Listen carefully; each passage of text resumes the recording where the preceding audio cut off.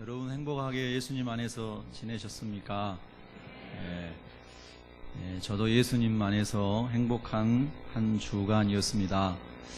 그러면서 동시에 예수님 빨리 오십시오 그런 기도도 했고요.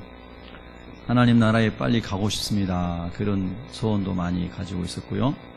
또 그러면서 동시에 주님 알지 못한 사람들을 위해서 기도하면서 때를 따라 복음도 주님의 인도하심 따라 열심히 전하는 그런 한 주간이었습니다.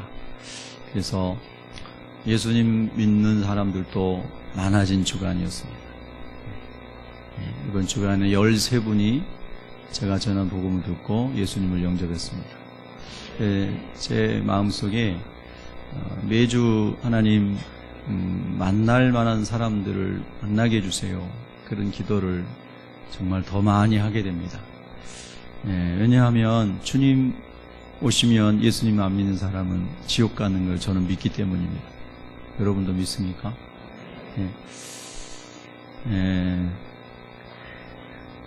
또 주님 오실 때까지 우리가 이 땅에서 살아간 동안에 우리가 인사를 매주 하는 것처럼 예수님의 샬롬이 여러분과 함께 하시기를 축복합니다. 요한복음 14장 27절에 보면 평안을 너희에게 주노니 끼치노니 곧 나의 평안을 너희에게 주노라. 내가 너희에게 주는 것은 세상이 주는 것과 같이 아니하니라. 너희는 마음에 근심하지도 말고 두려워하지도 말라. 그렇게 말씀하셨습니다. 세상에도 평안은 있다는 것을 말씀하신 것이죠. 그런데 세상에서 주는 평안은 일시적인 것이고 상대적인 것이다. 이렇게 우리가 너무나 잘 알고 있습니다. 그러나 예수님으로부터 오는 평안은 영원한 것이고 절대적인 것이다. 이렇게도 배웠습니다. 그 평안이 지식이 아닌 삶으로 누려주시기를 축복합니다. 여러분, 성경은 전부 예수님을 드러내기 위해서 하나님께서 기록하게 하신 말씀입니다. 구약은 다 예수님을 증언하기 위해서 기록하게 하셨다라고 말씀합니다. 신약도 마찬가지입니다. 요한복음 5장 39절에 보면은 예수님께서 이렇게 말씀하셨습니다. 너희가 성경에서 영생을 얻는 줄 생각하고 성경을 연구하거니와 이 성경이 곧 내게 대하여 증언하는 것이니라. 예수님 이렇게 말씀하실 때의 성경은 구약 성경을 말씀하는 것이죠. 그리고 특별히 구약 성경 중에서도 모세오경과 선지자들의 글을 예수님께서 주로 인용하시고 말씀하신 것입니다. 오늘날 많은 이단과 사이비와 이상한 종교는 다 특징이 있는데요. 그게 뭐냐 하면 예수님을 지우는 것입니다. 예수님이 그리스도라고 하는 것을 없애는 거죠. 그래서 하나님이란 이름으로는 연합할 수가 있습니다. 다 영어로 GOD로 통일되니까요. 그런데 우리 기독교는 예수 그리스도가 우리의 죄를 담당하신 유일하신 주님이라고 믿기 때문에 연합을 위해서, 통합을 위해서, 종교 통합을 위해서 예수님을 지워야만 되기 때문에 예수님을 다 지우는 겁니다. 그래서 우리 다 같은 하나님 믿는다 이렇게 얘기하는데 예수님을 없애버리는 겁니다. 그게 예수님을 대적하는 적 그리스도들의 특징이죠. 그래서 여러분, 구약 성경에 나와 있는 많은 절기들, 유월절 또는 무교절이라고도 하죠. 초실절, 오순절, 그다음에 장막절, 이런 많은 절기들이 예수님 안에서 다 완성이 됐다는 것을 우리가 레위기를 공부하면서 다 배웠습니다. 그래서 유월절은 예수님께서 십자가에서 우리의 죄를 담당하고 죽으시는 세상 죄를 지우는 어린 양이 되심으로 구약의 유월절을 예수님 십자가에서 완성하셨습니다. 첫 열매를 거두어 하나님께 드리는 초실절은 예수님 부활의 첫 열매가 되심으로 초실절 절기가 예수님 부활 안에서 완성이 되셨습니다. 속죄의 절기도 7월 10일에 있는 유대인의 대속죄의 절기도 예수님이 십자가에서 우리를 담당하시고 다 이루었다 하시면서 속죄의 절기가 예수님 안에서 완성이 되셨습니다. 유대인들이 지키는 장막절, 또는 초막절 또는 수장절이라고 일컬어지는 이 가을의 절기도 이제 앞으로 예수님 다시 오셔서 하나님의 나라, 손으로 짓지 아니한 하나님이 지으신 그곳에 우리 인도하실 때에 완성이 되실 것입니다. 예수님 안에서 다 성취되었고 성취된다는 뜻입니다. 다시 말씀드려서 구약의 모든 절기와 모든 것들은 다 예수님을 증거하고 예수님 안에 성취되는 것이라고 성경이 말씀하고 있는 것입니다. 그래서 우리가 사실은 구약을 깊이 있게 몰라도 예수님만 제대로 알면, 예수님이 우리를 위해 죽으시고 부활하신 구주라는 것만 분명히 성령으로 말씀으로 알게 되면 이단이나 다른 사이비 종교의 여러분이 절대 휘둘릴 수가 없습니다. 여러분 성경 잘 모르셔도 예수님만 분명히 알면, 당신은 예수님이 그리스도인 걸 믿습니까? 예수님이 참 하나님이시면서 참 인간으로 오신 우리의 구주 되심을 믿습니까? 예수님만이 우리를 위해 죽으시고 부활하신 분을 믿습니까? 물어봐서 아니라고 그러면 잘못된 겁니다. 구약에는 어떤 것을 그 사람들이 얘기해도 이 예수가 틀리면 틀린 거예요. 할렐루야. 그래서 사도 바울이 세계 어디를 가서 복음을 전하더라도, 어떠한 철학자를 만나더라도 사도 바울은 항상 예수 그리스도의 십자가의 죽으심과 부활을 증거한 것입니다. 그리고 육신을 입고 오신 하나님이신 예수님을 명확하게 드러낸 것입니다. 그래서 그것과 다른 것은 잘못된 것이라고 분별한 것입니다. 여러분 하나님 안에서 분명한 예수님, 그리고 모든 성경 속에서 예수님을 찾을 수 있는 은혜가 있기를 축복합니다. 오늘 우리가 읽었던 룻기는 모세오경도 아니고 선지서도 아닙니다. 그러나 그럼에도 불구하고 이 룻기서를 통해서도 하나님은 누구를 드러내기를 원하신다고요? 예수님을 드러내기 원하십니다. 여러분 룻기에 대해서 여러분 많이 배우셨을 겁니다. 룻기는 일반적으로 첫 번째 교훈은 예수님의 육신의 족보 계보를 설명하는 유명한 말씀입니다. 예수님은 육신적으로 그의 아버지, 육신의 아버지 혈통으로 요셉의 조상 다윗의 혈통으로 오셨습니다. 룻과 룻의 남편인 오늘 성경의 보아스는 다윗의 증조부모입니다. 다윗의 증조부모의 역사를 룻기에서 어떻게 이것이 만들어졌는가, 어떻게 이 사람들이 결혼을 하게 되었고, 그리고 오벳을 낳게 되고 이새를 낳게 되고 다윗을 낳게 됐는가, 이 역사를 아주 실제적으로 잘 설명해 주는 것이 룻기입니다. 그런데 여러분 그보다 더 놀라운 영적인 교훈이 룻기에 담겨져 있죠. 그 뭐냐면요, 오늘 우리가 묵상할 내용들입니다만은 잠깐 제가 먼저 요약을 합니다. 여러분 보아스라고 하는 사람은 오늘 1절에 보면 유력한 사람이라고 성경이 기록을 합니다. 베들레헴에 살았던 이 보아스는 엘리멜렉의 친척이었지만, 좀 가까운 근척지간이었지만 아주 유력한 사람, 그리고 유력하다는 말은 뭐냐면 능력이 있는 사람, 그래서 재산이 많고 그 다음에 존경받고 칭찬받는 그런 힘이 있는 사람, 이런 사람이었다는 뜻입니다. 그래서 보아스라고 하는 사람의 이름의 뜻도 그 안에 능력이 있는 자라는 뜻입니다. 근데 이 보아스라는 사람이 유대인으로서 유력하고 능력이 있는, 칭찬받는 그런 덕망이 있는 사람이었습니다. 그런데 룻이라고 하는 사람은 요단강 동편에, 지금의 요르단 땅의 요르단 북쪽 지방에, 거기 모압이라는 곳에서 살았던 이방 여인이었습니다. 근데 이 이방 여인이 남편이 죽었습니다. 과부가 됐습니다. 가난한 사람이 됐지요. 아주 초라한 사람이 됐습니다. 많은 인생에 아픔이 있고 미래가 잘 안 보이는 그런 이방 여인입니다. 특별히 유대인의 입장에서 볼 때 이방 여인은 정말로 존귀 여김을 받지 못했습니다. 그런데 이 초라하고 보잘것없는 이방 여인인 이 안타까운 모압의 여인이 룻이 유력한, 능력이 있고 존귀 여김을 받는 보아스의 아내가 되는 것입니다. 여러분 이것은 영적으로 뭘 얘기하냐면요, 초라하기 짝이 없고 죄악으로 말미암아 죽어 망가진, 버려진 인생 같은 손성기가, 우리 인생이 예수님 안에, 예수님 땅과 하늘과 만물을 통치하시고 주장하시는 능력이 있으신 예수님의 믿음으로 말미암아 우리가 예수님의 신부가 되었다는 것을 설명하는 것입니다. 여러분 이 룻기는요, 그래서 이 보아스라고 하는 사람은 예수님의 예표다, 이렇게 신학자들은 설명을 합니다. 예표라는 것이 뭡니까? 앞으로 올 실체에 대하여 앞서서 그림자를 보여주는 것을 예표라고 합니다.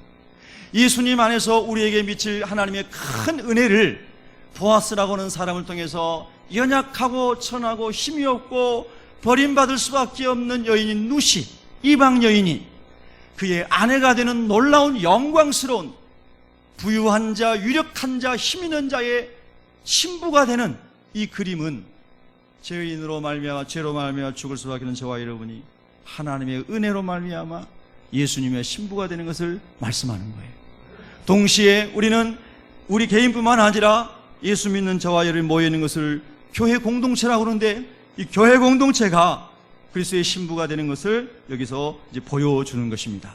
여러분, 그럼 우리가 이 말씀을 이런 큰 하나님이 말씀하시는 전제와 목적 안에서 구절들을 몇 구절을 우리가 묵상하면서 주님의 은혜가 임하기를 축복합니다. 자, 여러분, 그러면 이제 1절을 건너뛰고 8절을 보겠습니다. 8절을 함께 읽겠습니다. 시작. 보아스가 룻에게 이르되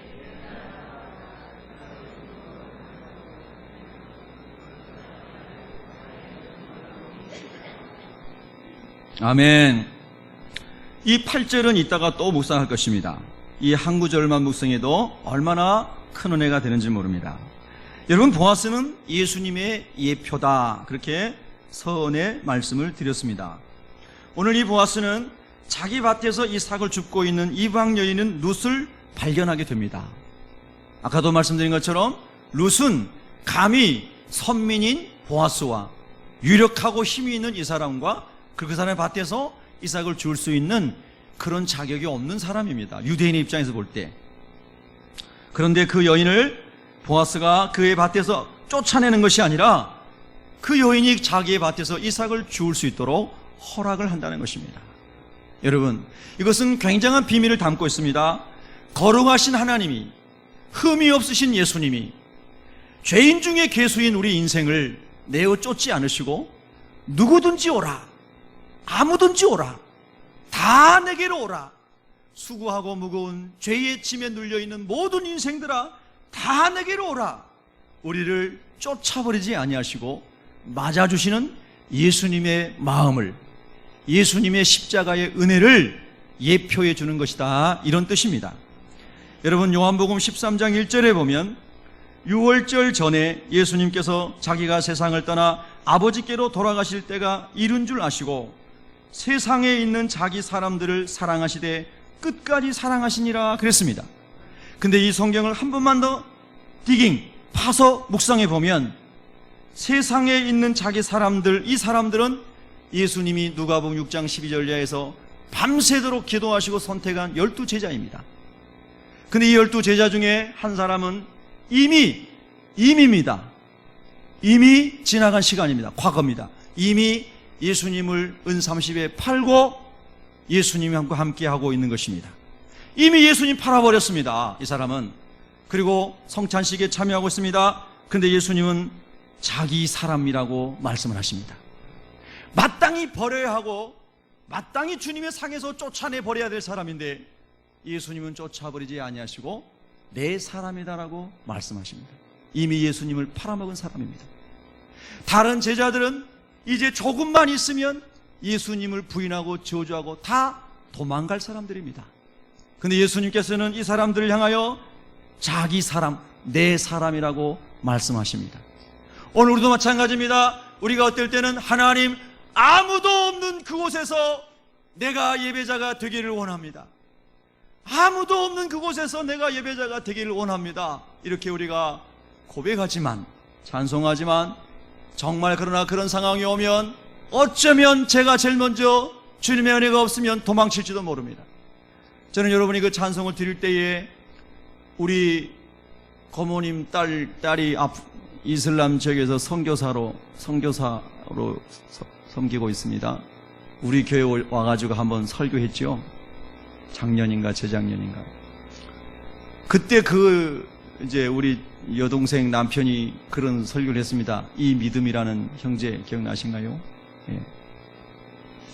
그 땅에서 공식적으로 하나님의 말씀을 전할 수 없는 통제된 사회에서 하나님의 인도하심을 받으면서 예수님을 전해야 되는데 전도된 사람이 몇 년을 있어도 한 명도 없었다고 했어요.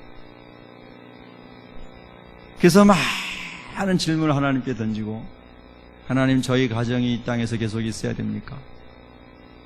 그리고 울면서 기도하는데 그런 간증이 마음에 다가왔죠. 너가 여기서 이 땅에 예배하는 사람이 아무도 없는 이 땅에서 네가 예배하는 것을 내가 기뻐 받는다. 네가 이 땅에서 5년 10년 동안 열매가 없다고 너가 힘들어하고 있지만 네 가정이 여기서 나를 예배하는 것으로 인해서 내가 기쁘다. 예, 그렇게 하면서 울었습니다. 기억나시나요? 아무도 예배하는 사람이 없는 그곳에서 하나님, 우리 가정이 1년, 2년, 3년, 5년, 10년 쫓겨날 때까지 예배자로 있기를 원합니다. 그래서 마침내 쫓겨나고 다른 이슬람 지역으로 또 갔습니다.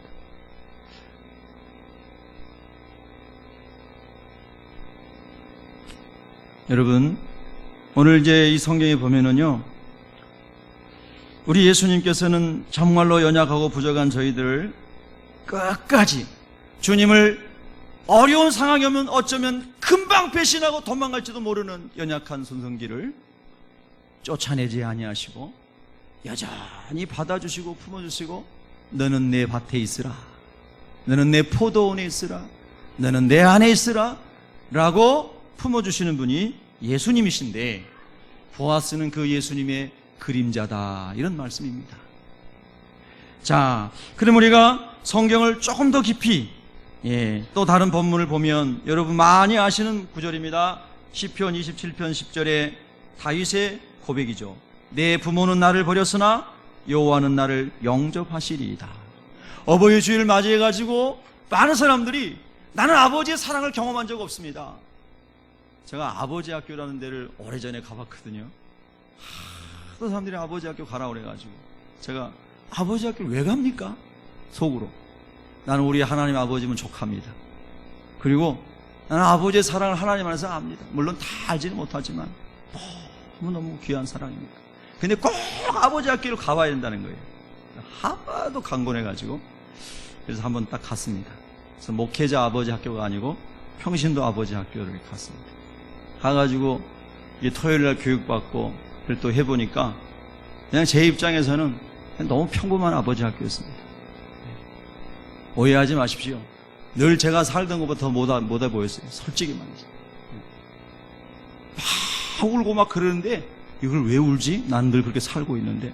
여러분 절대 오해하지 마세요. 아내를 사랑하고 자녀를 사랑하는 너무 당연한 거 아닌가? 아버지로서. 그러나 아버지 학교가 필요하니까 하겠죠. 또 그것을 통해서 회복되는 사람이 많습니다. 그러니까 여러분, 제가 아버지 학교를 이상하게 말하는 게 아니라요, 아버지 학교 가시기 바랍니다. 필요하신 분들. 어머니 학교도 가시고. 그러나 우리가 진짜 예수님 만나면요, 여러분 마음에 이미 아버지 학교 다 졸업한 겁니다. 어머니 학교 다 졸업하는 거예요. 아멘.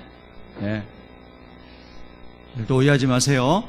저 무지하게 부족한 사람입니다. 그냥 그렇다는 겁니다. 다윗은 아버지가 버렸습니다. 여러분 이런 묵상해 보셨습니까? 다윗의 8형제 중에서 누가 하나님 제일 사랑했죠? 모르시군요. 그냥 믿음으로 얘기해 보세요. 장 집사님 누가 제일 사랑했어요? 다윗이 사랑했어요. 그렇죠. 왜냐하면 성경에 답이 다 나오잖아요. 하나님이 다윗이 하나님 사랑하는 거 인정했지 않습니까? 사도행전에도 나오지 않습니까? 할렐루야. 그런데요, 하나님을 사랑하는 사람은 누구를 사랑하냐면 하나님을 진짜 사랑하고 닮은 사람을 사랑하게 되어 있습니다. 예수님 진짜 사랑하고요, 하나님 사랑하는 사람은요, 하나님 잘 섬기는 사람 보면은요, 그 사람 너무 좋아하게 되어 있습니다. 그리고 그 사람 닮고 싶어요. 맞죠? 그건 아멘 하면 맞는 겁니다. 아멘. 근데 여러분, 그 사람이 다윗의 집에 찾아온 겁니다. 그 사람이 누구죠? 사무엘입니다. 사무엘. 어렸을 때부터 젖을 뗄 때부터 성전에서 하나님의 음성을 들은 사람이에요. 기도를 쉬게 되면 죄진 것으로 생각하고 기도 쉬는 죄를 범치 않게 해달라고 하나님 앞에 기도했던 사람이 사무엘입니다. 그 당시에 가장 엄청난 뛰어난 영성을 가진 지도자가 사무엘입니다. 근데 그 사무엘이 다윗의 집에 온 겁니다. 베들레헴 촌에.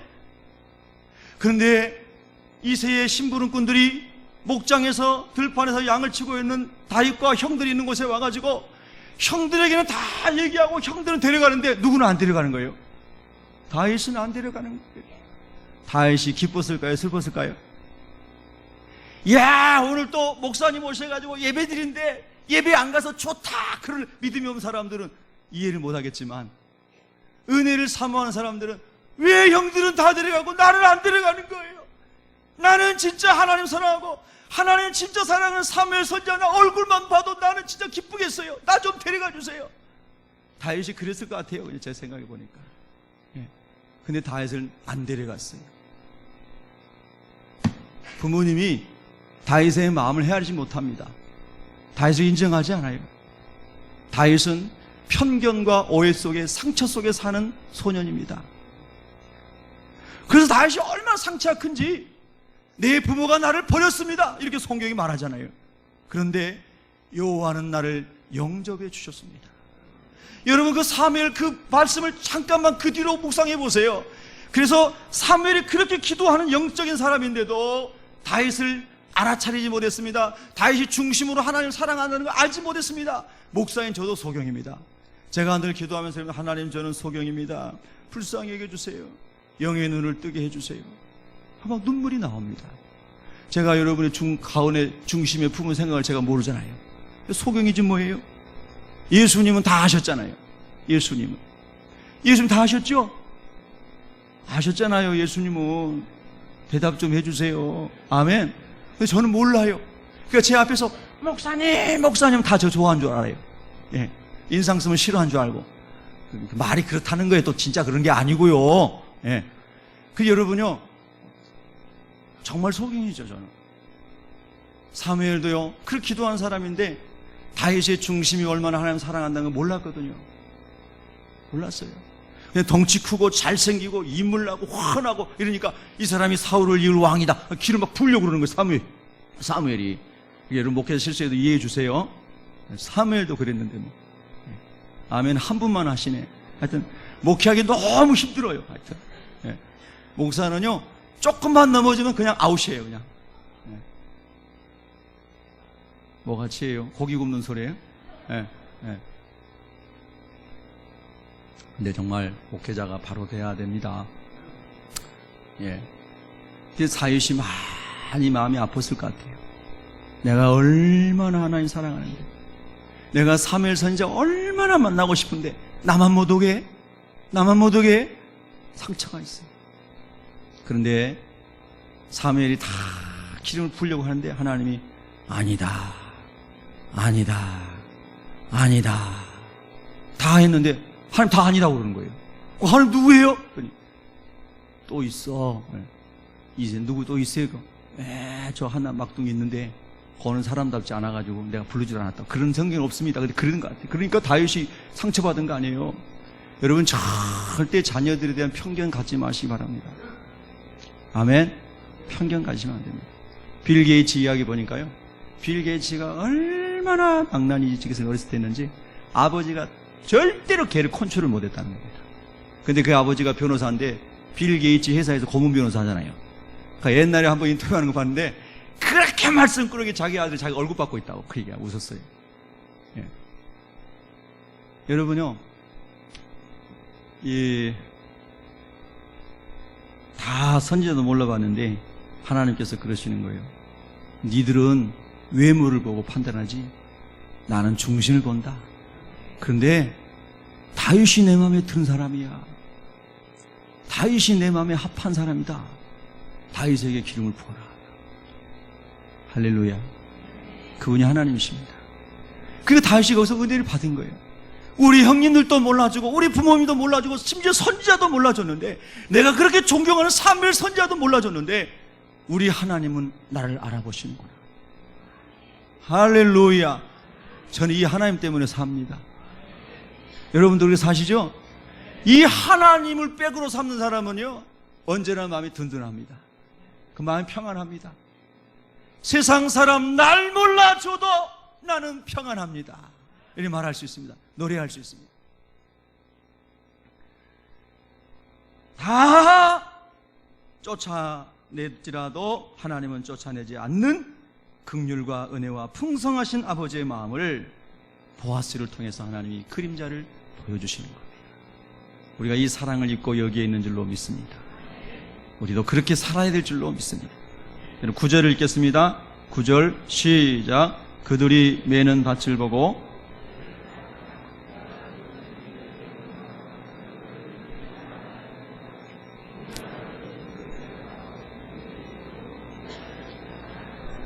아멘. 자, 여러분, 우리가 이제 성경을 읽을 때에 성경의 배경이 되는 책들을 좀 읽을 필요가 있습니다. 신약 성경 배경사, 구약 성경 배경사, 이스라엘의 역사 막 등등 할 수만 있으면 좀 읽을 수 있으면 읽으면 좋습니다. 왜냐하면 성경을 읽으실 때에 이 룻이 살았던, 이 보아스가 살았던 시대를 알면 성경이 더 자세히 다가오잖아요.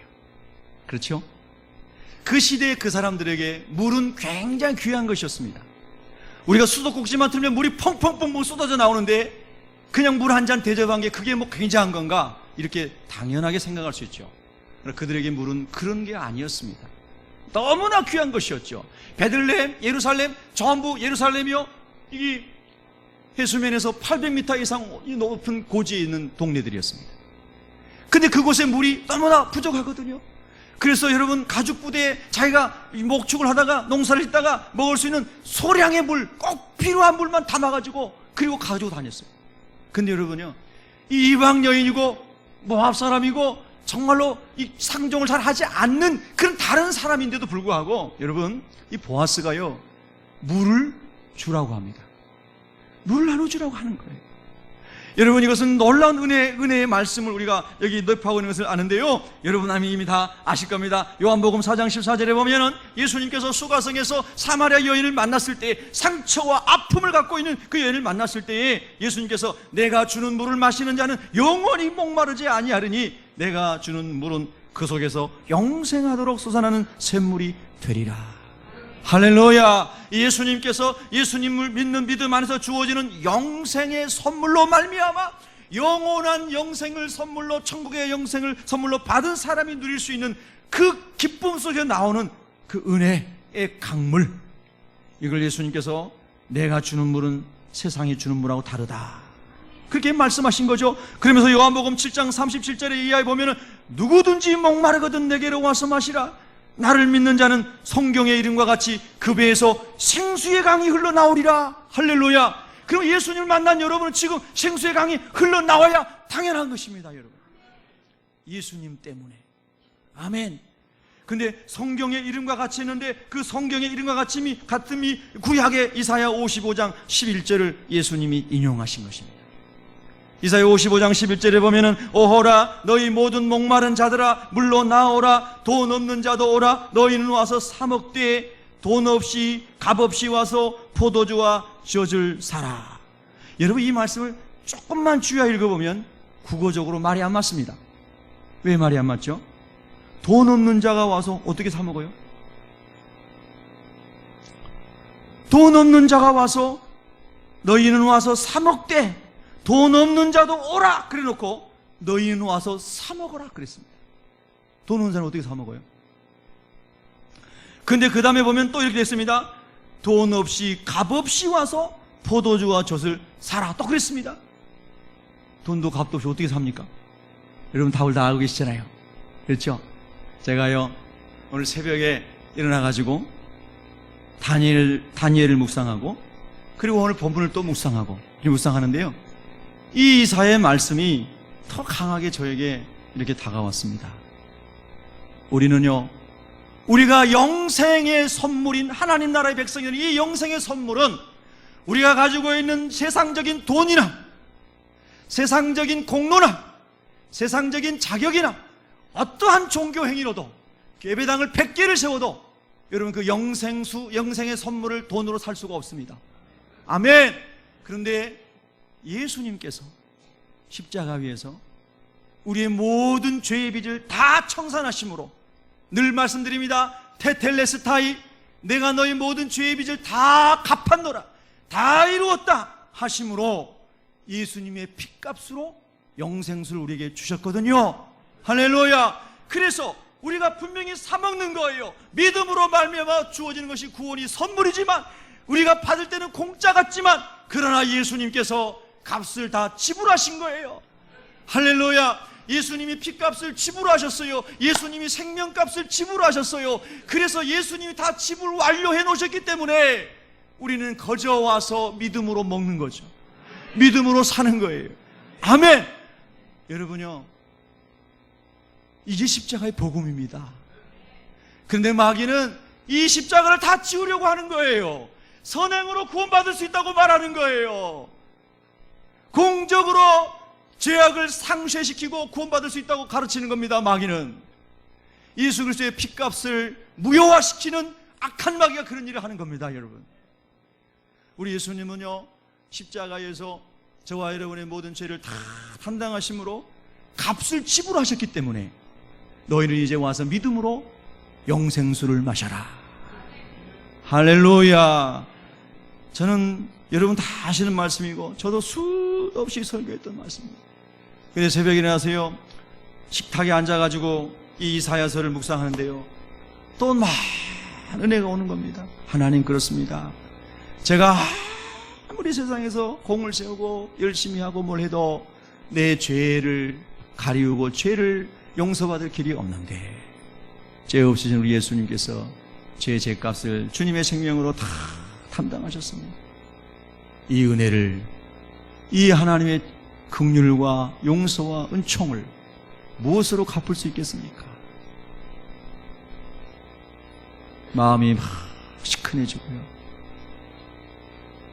눈에서 이슬이 맺히고, 주님의 은혜입니다. 주님 감사합니다. 그래서 오늘 성경 말씀에도 아까 보아스가 너무나 초라한 여인인 룻을 선대하면서 물을 주는 것처럼 누구든지 어떠한 처지에 있는 사람일지라도 다 와라. 제가 교도소 선교의 문이 열리게 해달라고 하나님께 계속 기도하고 있거든요. 학교에서 복음을 전하는 것은 기도인데 응답이 돼서 지난주에 가서 복음 전했는데 13명이 예수님 영접했습니다. 고등학교 가가지고 2번 더 앞으로 가서 복음을 전하기로 시간을 얻었습니다. 130분씩 한번 갈 때마다. 그래서 하나님 학생들에게도 복음을 전하게 해주세요. 교도소 복음 전하게 해달라고 기도하고 있는데, 지지난주에 전국의 교도소에서 선교를 하는 목사님 하나님 만나게 해주셨습니다. 길거리에서. 할렐루야. 그래서 교도소 선교 또 다시 문이 열릴 것 같습니다.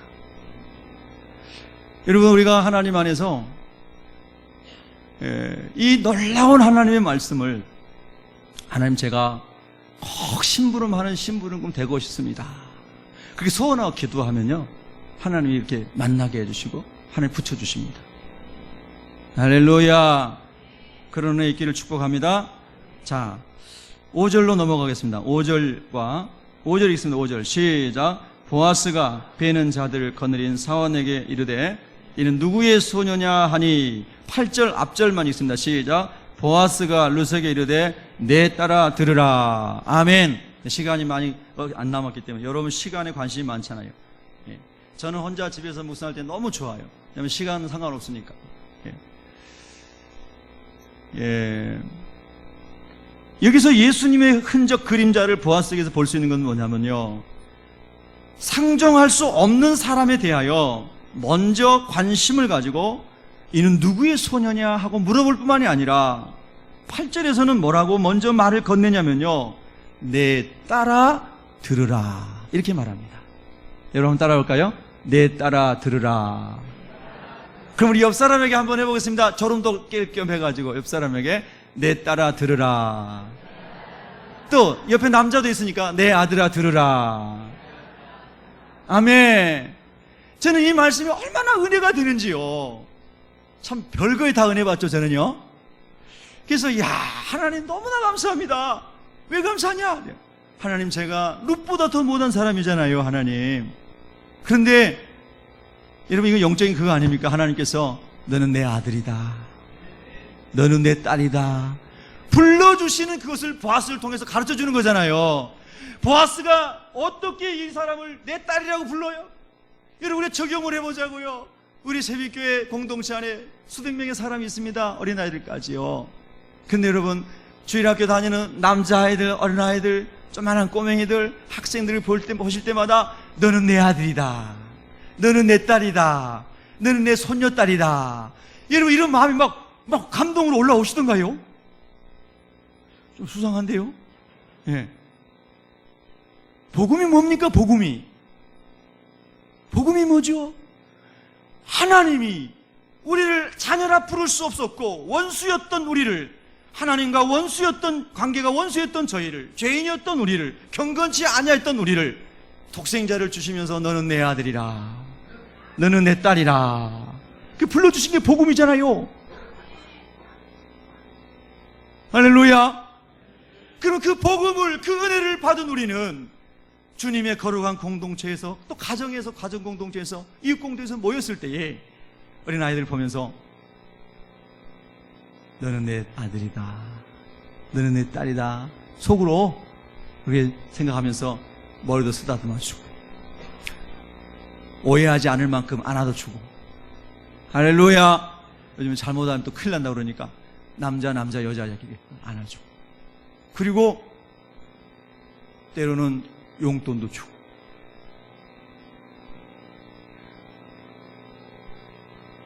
어저께 제가 참 멋있는 목사님 만났어요. 예, 그 목사님이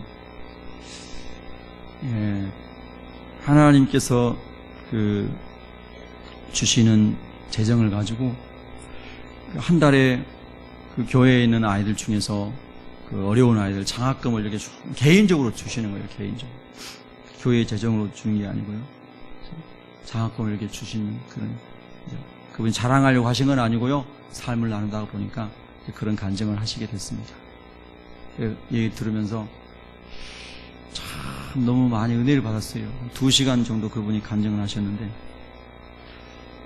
야, 멋진 목사님이시다.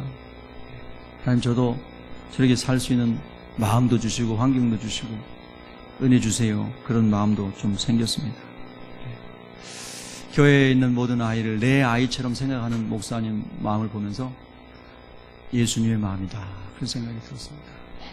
여러분, 우리 교회도 보니까 어떤 분은 어느 아이들 대학교 등록금도 몰래 대주는 분도 계시고, 또 어떤 분은 당신의 카드를 아이들 뭐 사주라고 아이 전도사님에게 맡겨서 마음대로 쓰라고 하는 분도 계세요. 제가 너무 놀랐어요. 우리 교회 오신 지 1년도 안 된 분이에요. 그래서 우리 전도사님 너무 놀래가지고, 목사님 이 카드 써도 되는 거예요? 저한테 물어보러 왔더라고요. 그분이 감사함으로 주신 거니까 믿음으로 써. 그분이 복 받는 거지. 당신 자식도 아니고 교회 학교 아이들 먹이라고 간식도 사주고 필요한 거 사주고 하라고. 교육관이 없어가지고 기도 제목 보고 그랬대요. 애들 예배 끝나면 모일 수도 없는데 카페 가서 차도 사주고 하러 카드를 줬다는 거예요. 그래서 이거 한 번만 하나 준 게 아니고 계속 쓰라고 아예 맡겼다는 거예요. 여러분, 시험 들지 마시기 바랍니다. 또 여러분, 카드 맡기라고 설교하는 거 아닙니다, 여러분. 여러분, 마귀는 이상하게 역사하더라고 또. 그래서 제가 막 참 눈물이 나오는 거예요. 그래서 제가 너무 저기 가고 그분한테 가서 물어봤어요. 그랬더니 너무 또 겸손하게 얘기를 하시는 거예요. 그래서 하나님 인도하신 거구나. 그러고 우리 전사님한테 마음껏 쓰라고 말했어요. 할렐루야. 여러분, 참 이 아이도 내 아이고 이 아이도 내 아이다. 그게 복음입니다. 할렐루야.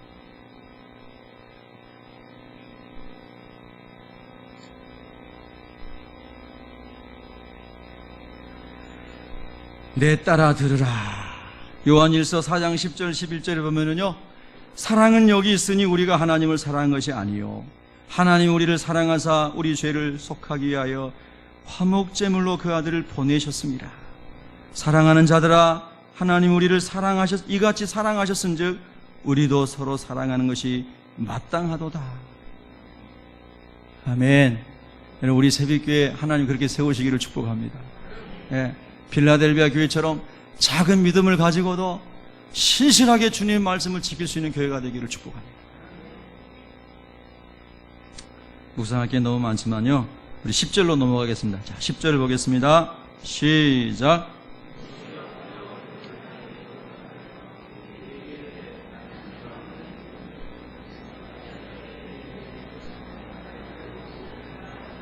아멘.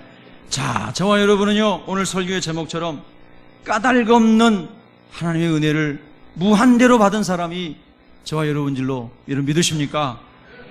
자, 그 이후에 룻이 도저히 그런 은혜를 받을 수 없는 처지에 있었던 이 여인이 보아스에게, 예수님의 그림자인 보아스에게 엄청난 은혜를 입었습니다. 제가 이 룻기를 어떻게 지금 다 강해를 하겠습니까? 오늘 준비한 것에 3분의 1도 못했습니다. 12시가 넘었기 때문에. 그런데 이런 엄청난 은혜를 입은 이 룻의 반응이 오늘 이제 우리의 반응이 되어야 되는 겁니다. 10절에 보면 룻이 엎드려 얼굴을 땅에 대고 절하면서 이르기를, 나는 이방 여인이거늘 하나님, 저는 촌놈입니다. 저는 무지한 자입니다. 저는 참으로 말할 수 없는 죄인입니다. 하나님, 그런데 이 이방 여인 같은 저를 우리 예수님께서 어찌하여 내게 은혜를 베풀어 주시며 나를 아들이라고 불러주시며 딸이라고 불러주시며 나를 돌보시나이까. 할렐루야. 이것이 우리가 예수님 앞에 서는 그날까지 계속해서 고백해야 되는 감사와 감격스러운 고백이 될 줄로 믿으십니까, 여러분? 이걸 잃어버린 순간 영혼이 교만해지고 무너지기 시작합니다. 룻이 얼굴을 땅에 대고 그렇게 하는 것입니다. 여러분, 이 말씀 속에서 어찌하여, 이 말은 뭡니까? 나는 자격이 없는 사람입니다, 이 말이 아니겠습니까? 근데 여러분, 어떻게 우리가 사랑받는 자격이 우리에게 주어졌습니까? 이 어찌하여라는 말이 5월에 때는 놀라운 마태복음 27장에 예수님의 십자가에서 외침이 생각나지 않습니까? 아버지여, 어찌하여 나를 버리셨나이까? 어찌하여 나를 버리셨나이까? 저주받으시고 죽으시는 예수님의 그 마지막 외마디, 어찌하여 나를 버리셨나이까? 예수님이 저와 여러분을 위하여 생명을 버리셨기 때문에, 그래서 우리가 알 수 없는, 까닭 없는, 공로 없는 하나님의 은혜 지금 잊고 사는 줄로 믿으십니까, 여러분? 어찌하여 나 같은 이방 여인이 이 엄청난 은혜를 받을 수 있단 말입니까? 그것은 예수님께서 십자가에서 우리를 위하여 저주를 받으셨기 때문입니다. 그래서 여러분, 저와 여러분은 룻의 입장에서 주님의 은혜를 기억하면서 주님의 능력 안에 살아갈 수 있기를 축복합니다. 하나 간증 더 하고요, 마치겠습니다. 저는 한 2시간 더 설교하고 싶은데요, 그러면 다 다음 주도 교회 안 나올 것 같으니까. 그 목사님 이렇게 만났는데요, 목사님이 교회를 3개 개척하셨더라고요. 장로교 목사님이신데요, 화정에서 하나 개척하셔가지고 한 150명 정도 출석하실 때 하나님이 또 개척해라 그래가지고 일산에 와서 또 개척하시고, 또 일산에서 개척하셨는데 하나님 또 이제 타주에 가서 개척해라 그래가지고 타주에서 이제 3번째 교회를 개척을 하셨습니다. 지금 개척하고 계신 위치는 요즘 뭐 산자락 있는데 그런데 동네하고 멀리 떨어진 그런 곳입니다. 성도님들도 이제 인구가 주민들 별로 없으니까 이제 많지 않게 몇십 명 정도 모시는 것 같아요. 교회를 3번 개척하면서 자녀 교육에 돈을 쓴 게 없는 거죠. 저도 교육 한 번 개척했지만 5만 원 피아노 학원 못 보내가지고 피아노 학원 끊었거든요, 우리 딸내미. 예. 이 공감대가 많이 형성이 되잖아요. 저는 3번은 안 해봤지만 그래도 한 번은 해봤으니까. 그래서 얘를 이렇게 아무것도 못, 세상적으로 말하면 과외 한 번 시키고 그랬는데, 이 아이가요, 성경을 열심히 읽었대요. 성경 읽는데 나중에 영어 성경을 걔가 막 읽더래요. NIV 성경, 뉴 인터내셔널 버전이라는 이제 좀 쉬운 영어로 되어 있는 영어 성경입니다. 그거를 열심히 읽더니 신약 성경을 영어로 다 외웠대요.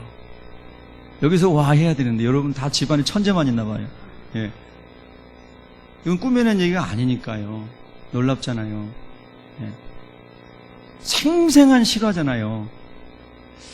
그래서 이 영어 성경을 신약 성경을 다 암송을 하니까 얘가 영어가 트였대요. 이렇게 영어가 쫙쫙쫙 말도 잘하고 잘 듣는 것 됐대요. 그런데 이제 이분이 어떤 모임에 가가지고요, 큰 회사의 CEO를 만났어요. 자녀에 대한 간증을 하다가 그분이 그 이야기를 듣고 목사님 아들 제가 우리 회사에 채용하겠습니다. 그러라는 거예요. 얘는 대학도 안 나왔거든요. 네. 그러면서 내가 얘를 큰 일꾼으로 키우겠다고. 회사가 그냥 조그만 회사가 아니고 엄청난 큰 회사예요. 그러면서 미국으로 유학을 보내줬어요. 야, 제가 이 성경 말씀이 오늘 보면요, 뭐 시간이 없어도 여러분이 뭐라고 아이고 우리 목사님 뭐 또 길어진다 해도 하겠습니다. 뭐 그냥 지나가는 거니까 그것도. 네. 성경에 보면은요, 3절에 보면 이런 말씀이 있어요. 3절에 보면 룻이 가서 베는 자를 따라 밭에서 이삭을 줍는데 그 다음에 나온 단어가 뭐죠? 우연히입니다. 4절 첫 번째 단어가 뭐죠? 마침입니다. 한번 따라해서 우연히, 마침. 보아스와 룻이 만나는 것을 성경은 사람의 언어로 우연히, 마침 이렇게 설명하고 있습니다. 그런데 여러분, 사람의 중심을 보신 하나님은 절대 우연이 없습니다. 아멘. 하나님은 우리의 중심을 살피시고 계시는데 우리가 저 바다 속에 있을지라도 저 하늘 끝에 있을지라도 하나님 우리 중심을 다 헤아리고 계시는 분이에요. 그리고 우리가 신학적인 용어로 하나님은 섭리하신 하나님이라고 그렇게 말합니다. 여러분 믿으세요? 제가 그 목사님 간증 들으면서요, 목사님 간증하시면서 막 우시더라고요. 제가 이제 이사하면서요, 한 10몇 년 전에 어떤 분이, 저는 집에 쓰는 가구를 아파트에서 누가 버리면 다 주워다가 썼거든요. 저 아파트 안 살 때에도 그래서 봉고차 가지고 아파트 순회를 했어요. 아파트에 장롱 버리면 갖다 쓰고 서랍장 버리면 갖다 쓰고. 예. 그래서 10년 15년 쓴 것도 많고요. 이번에 이제 또 이사 가면서 그 주워왔던 거 잘 쓰고 그리고 버리긴 또 아까우니까 목사님들 카톡방에다가 필요하시면 가져가세요 올려놨는데 두 분이 찜한다고 바로 올라왔더라고요. 그래서 이제 두 분이 올라와가지고 두 분 합의해가지고 한 분이 가져가시라고 이제 그랬어요. 그랬더니 어제 한 분이 가지러 오셨는데 그분이 장로교 목사님이세요. 아까 간증하신 그분이에요. 그래서 이제 그거를 이제 서랍장을 그분 차에다 실어놓고 이제 저희 집에 오시라고 그래가지고 소파에 앉아가지고 차를 마시면서 그분이 간증하신 겁니다. 간증하시면서 막 우셔요. 그리고 여보 빨리 휴지 좀 가져오라고. 우리 집사람이 이제 휴지 가져왔어요. 계속 눈물 나고 우시는 거예요. 그 왜 저렇게 우실까? 예수님만 이야기하면 예수님 은혜만 생각하면 눈물이 나온다는 겁니다. 그 제가 옆에 앉아가지고 야 정말 나는 강팍한 사람이구나. 네? 저 목사님 저렇게 교회에 세 번 개척하시고 자녀도 다 내려놓고 주님을 살았는데 지금도 저렇게 예수님만 얘기하면 울고 있으니 정말 나는 뭔가 내 영혼은. 예. 그런 생각을 하면서 많은 은혜를 받았습니다. 제가 이제 한번 그분 교회 한번 찾아가고 싶어요. 파주에. 여러분요, 정말 하나님의 은혜가 임하면 아까 10절에 룻이 그랬던 것처럼요, 그런 마음이 막 흘러나오는가 봐요. 여러분 그러신가요? 할렐루야. 그 은혜가 주님 앞에 서는 그날까지 지속되기를 기도해야 됩니다. 까닭 없는, 이유 없는 엄청난 은혜를 저와 여러분 룻처럼 이미 받았습니다. 기도하겠습니다.